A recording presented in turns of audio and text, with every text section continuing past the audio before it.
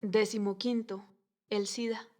Desde la publicación de este libro, en el año 1983, un nuevo síntoma ha surgido con el ímpetu situándose en el centro del interés público y probablemente, a juzgar por los indicios, permanecerá de actualidad durante mucho tiempo. SIDA, síndrome de inmunodeficiencia adquirida. El causante material es un agente minúsculo muy sensible que solo puede vivir en un medio muy específico, por lo cual, para la transmisión de este virus, tienen que pasar al sistema circulatorio de otra persona células de sangre fresca o esperma. Fuera del organismo humano, el agente muere. Son reserva natural del virus del SIDA ciertas especies de monos del África Central, especialmente el macaco verde. Fue descubierto a finales de los años 70 en un drogadicto de Nueva York. Por la utilización común de las agujas hipodérmicas, el virus se extendió primeramente entre los toxicómanos y pasó después a los homosexuales, donde siguió extendiéndose por el contacto sexual. Actualmente, entre los grupos de riesgo, los homosexuales ocupan el primer lugar debido a que la relación anal practicada preferentemente suele producir pequeñas heridas de la sensible mucosa del intestino recto. Ello permite a los espermas que contengan el virus pasar a la sangre. La mucosa vaginal es más resistente a las heridas. El SIDA apareció en el momento en que los homosexuales habían mejorado y legitimado considerablemente su estatus en América. Después, se ha sabido que en el África Central, el SIDA no está menos extendido entre los heterosexuales, pero en Europa y América, los homosexuales son la tierra de cultivo de la epidemia. Actualmente, la libertad sexual está seriamente amenazada por el SIDA. Unos lo lamentan y otros ven en ello el justo castigo de Dios. Lo cierto es que el SIDA se ha convertido en un problema de la colectividad. El SIDA no es cosa de unos cuantos, sino de todos. Por consiguiente, tanto a nosotros como a la editorial, nos pareció oportuno agregar al libro este capítulo sobre el SIDA, en el que tratamos de esclarecer el fondo de la sintomatología del SIDA. Al examinar los síntomas del SIDA, llaman la atención cuatro puntos. Primero, el SIDA provoca la destrucción de las defensas del cuerpo, es decir, que ataca la capacidad del cuerpo a aislarse y defenderse de los agentes del exterior. Este daño irreparable causado a las defensas inmunológicas expone a los enfermos del SIDA a las infecciones y a ciertos tipos de SIDA que no son una amenaza para las personas con las defensas intactas. Segundo, dado que el virus tiene un periodo de incubación larguísimo entre el momento de infección y el de la manifestación de los síntomas, pueden transcurrir varios años. El SIDA tiene un carácter inquietante. Si descontamos la posibilidad del test, el test ELISA, uno no puede saber cuántas personas puede haber infectadas por el SIDA, ni si lo está uno. Por lo tanto, el SIDA es un adversario invisible, muy difícil de combatir. Tercero, puesto que el SIDA solo puede contraerse por contagio a través de la sangre y el semen, no se trata de un problema personal y particular, sino que revela con elocuencia nuestra dependencia de los demás. Cuarto, finalmente, en el SIDA, la sexualidad es factor primordial, ya que es prácticamente la única vía de contagio, aparte de las otras dos posibilidades, utilización de agujas de inyección usadas y transfusión de sangre afectada, relativamente fáciles de eliminar. Con ello, el SIDA ha alcanzado categoría de enfermedad de transmisión sexual y la sexualidad tiene connotaciones angustiosas. Hemos llegado al convencimiento de que el SIDA como peligro colectivo es la continuación lógica del problema que se manifiesta en el cáncer. El cáncer y el SIDA tienen mucho en común, por lo que cabe reunirlos bajo el epígrafe común de el amor enfermo. Para entender lo que queremos decir con ello, será necesario referirnos brevemente al tema amor y a lo dicho en capítulos anteriores. El amor es la única instancia que está en condiciones de superar la polaridad y unir los contrarios. Pero como sea que los contrarios siempre están definidos por fronteras, bueno o malo, dentro o fuera, yo, tú, la función del amor consiste en superar, o mejor dicho, derribar fronteras. Por lo tanto, nosotros definimos el amor, entre otras cosas, como capacidad de apertura, de aceptar al otro, de sacrificar la frontera del yo. El sacrificio que impone el amor tiene una larga y rica tradición en la poesía, la mitología y la religión. Nuestra cultura lo conoce en la figura de Jesús, que por amor a la humanidad aceptó el sacrificio de la muerte, y con ello siguió el mismo camino que todos los hijos de Dios. Cuando hablamos de amor, nos referimos a un proceso espiritual, no a un acto corporal. Cuando nos referimos al amor corporal, decimos sexualidad. Hecha esta distinción, enseguida comprenderemos que en nuestro tiempo y en nuestra cultura tenemos un gran problema con el amor. El amor apunta, en primer lugar, al alma del otro, no a su cuerpo. La sexualidad desea el cuerpo del otro. Ambos tienen su justificación. Lo peligroso en esto, como en todo, es la unilateralidad. La vida es equilibrio, es compensación entre yin y yang, arriba y abajo, izquierda y derecha.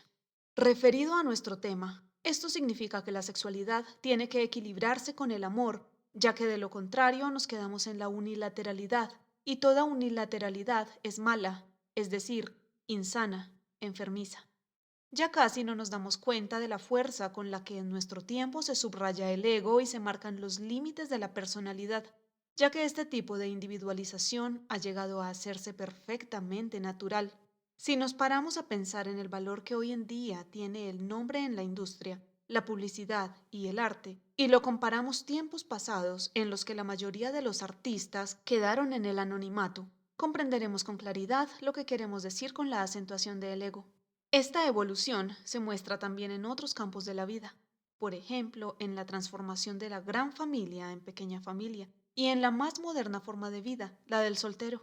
Hoy día el apartamento de una habitación es expresión de nuestro creciente aislamiento y soledad. El individuo moderno trata de contrarrestar esta tendencia por dos medios, la comunicación y la sexualidad. El desarrollo de los medios de comunicación se ha disparado, prensa, radio, televisión, teléfono, ordenador, etcétera. Todos estamos conectados electrónicamente. Primeramente, la comunicación electrónica no resuelve el problema de la soledad y el aislamiento. En segundo lugar, el desarrollo de los modernos sistemas electrónicos muestra claramente a los seres humanos la futilidad y la imposibilidad de aislarse realmente, de guardar algo en secreto para sí o reivindicar un ego. Cuanto más avanza la electrónica, más difíciles e inútiles se hacen el secreto, la protección de datos y los copyrights. La otra fórmula mágica es libertad sexual. Cualquiera puede establecer contacto con quien le apetezca y no obstante permanecer espiritualmente intacto. No es pues de extrañar que se pongan los nuevos medios de comunicación al servicio de la sexualidad. La sexualidad sirve, pues, para el placer, concretamente. En primer lugar, el propio. La pareja suele ser un simple accesorio. Pero a fin de cuentas tampoco se necesita al otro, ya que el placer se experimenta también por teléfono o a solas, masturbación. El amor, por el contrario, significa el verdadero encuentro con otra persona. Pero el encuentro con el otro es siempre un proceso que genera ansiedad, porque exige que uno se cuestione la propia manera de ser. El encuentro con otra persona es siempre encuentro con la propia sombra. Por esto es tan difícil la convivencia. El amor tiene más de trabajo que de placer. El amor pone en peligro la frontera del ego y exige apertura. La sexualidad es un estupendo complemento del amor para abrir fronteras y experimentar la unión en lo corporal. Pero si se excluye el amor, la sexualidad por sí sola no puede cumplir esta función. Nuestra época, ya lo hemos dicho, es egocéntrica en grado superlativo y tiene aversión a todo lo que apunta a la superación de la polaridad. Y nosotros, forzando el énfasis en la sexualidad, tratamos de ocultar y compensar la incapacidad para el amor. Nuestro tiempo está sexualizado, pero falto de amor. El amor pasa a la sombra. Es un problema de nuestro tiempo y de toda nuestra cultura occidental, un problema colectivo.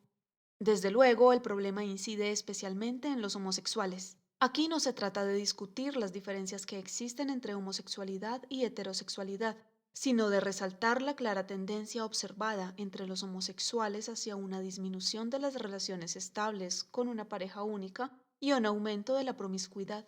No es excepcional que en un solo fin de semana se establezca contacto sexual con 10 y hasta con 20 personas. Cierto, la tendencia y la problemática que acarrea es la misma para homosexuales y para heterosexuales, pero entre estos está menos acentuada y generalizada. Cuanto más se disocia el amor de la sexualidad y se busca solo el placer propio, más se disipan los estímulos sexuales. Ello exige una escalada del estímulo que tiene que ser cada vez más original y refinado, y el recurso a prácticas sexuales extremas que denotan claramente lo poco que cuenta la pareja, que es degradada a la condición de simple estímulo. Suponemos que estas esquemáticas observaciones pueden servir de punto de partida para comprender el cuadro del SIDA. Si el amor ya no es vivido interiormente como encuentro e intercambio espiritual entre dos personas, pasa a la sombra y en última instancia al cuerpo. El amor es enemigo de fronteras e insta a la apertura y la unión con lo que viene de fuera. La destrucción de las defensas que provoca el SIDA refleja claramente este principio. Las defensas del organismo protegen la necesaria frontera corporal, pues toda forma exige un límite y por consiguiente un ego. El enfermo de SIDA vive en el plano corporal el amor, la apertura, la accesibilidad. La temática del SIDA es muy parecida a la del cáncer, por lo que catalogamos ambos síntomas con el mismo epígrafe de amor enfermo. Pero existe una diferencia. El cáncer es más personal que el SIDA, es decir, que el cáncer afecta al paciente individualmente, no se contagia. El SIDA, por el contrario, nos hace comprender que no estamos solos en el mundo, que cada individualización es una ilusión y que el ego es, a fin de cuentas, una aberración. El SIDA nos hace sentir que somos parte de una comunidad, parte de un gran todo, y que como parte somos responsables del todo. El paciente del SIDA siente de modo fulminante el peso de esta responsabilidad y debe decidir lo que va a hacer en adelante. El SIDA impone responsabilidad, precaución y consideración hacia los demás, cualidades de las que hasta el momento anduvo escaso el paciente del SIDA.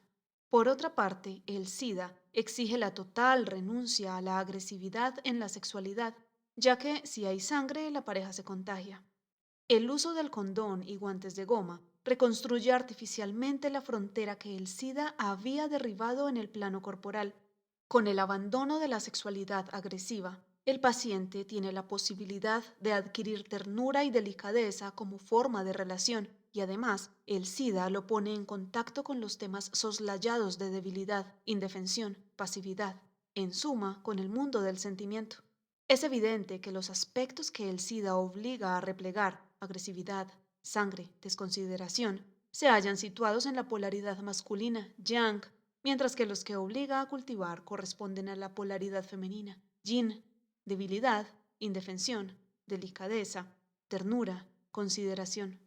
No es de extrañar, pues, que el SIDA tenga tanta incidencia entre los homosexuales, puesto que el homosexual rehúye el debate con lo femenino, por más que el homosexual asuma tan ostensiblemente la feminidad en su manera de actuar, ya que este comportamiento en sí es síntoma. Los mayores grupos de riesgo del SIDA son los formados por drogadictos y homosexuales. Son, en general, grupos automarginados que suelen rechazar e incluso odiar al resto de la sociedad y que a su vez suscitan repulsa y aversión. El SIDA enseña al cuerpo a renunciar al odio, a destruir las defensas, implanta el amor indiscriminado. El SIDA enfrenta a la humanidad con una zona de la sombra muy profunda.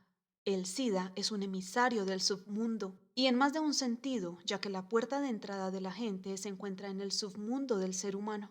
El agente, propiamente dicho, permanece mucho tiempo en la oscuridad, ignorado, hasta que poco a poco se manifiesta a través de la vulnerabilidad y el debilitamiento del paciente. Entonces el SIDA conmina a la conversión, a la metamorfosis. El SIDA nos resulta inquietante porque actúa desde lo oculto, lo invisible, lo inconsciente. El SIDA es el enemigo invisible que hirió de muerte a Amfortas, el rey del Grial. El SIDA tiene una relación simbólica y por consiguiente temporal con el peligro de la radiactividad. Después de que el hombre moderno, a costa de tantos esfuerzos, se liberara de todos los mundos invisibles, intangibles, de números y desconocidos, ahora los mundos declarados inexistentes contraatacan, devuelven al hombre al miedo primitivo, tarea que en los viejos tiempos incumbía a demonios, espíritus, dioses coléricos y monstruos del reino de lo invisible. Es sabido que la fuerza sexual es una fuerza misteriosa e inquietante, que tiene la facultad de separar y de unir según el plano en el que actúe. Desde luego no se trata de condenar y reprimir nuevamente la sexualidad, pero sí de dotar a una sexualidad entendida de forma puramente física de una apertura espiritual llamada sencillamente amor. En resumen, Sexualidad y amor son los dos polos de un tema llamado unión de contrarios. La sexualidad se refiere al cuerpo y el amor al alma del otro. La sexualidad y el amor deben estar en equilibrio. El encuentro psíquico, amor, se considera peligroso y angustioso, ya que atenta contra las fronteras del yo. El énfasis en la sexualidad corporal hace que el amor pase a la sombra. En estos casos, la sexualidad tiende a hacerse agresiva e hiriente. En lugar de atacar la frontera psíquica del yo, se atacan las fronteras corporales y corre la sangre. El SIDA es la fase terminal de un amor que ha descendido a la sombra. El SIDA derriba en el cuerpo las fronteras del yo y hace experimentar al cuerpo el miedo al amor que fuera rehuido en el plano psíquico. Por lo tanto, en definitiva, también la muerte no es sino la forma de expresión corporal del amor, ya que realiza la entrega total y la renuncia al aislamiento del yo. Véase el cristianismo.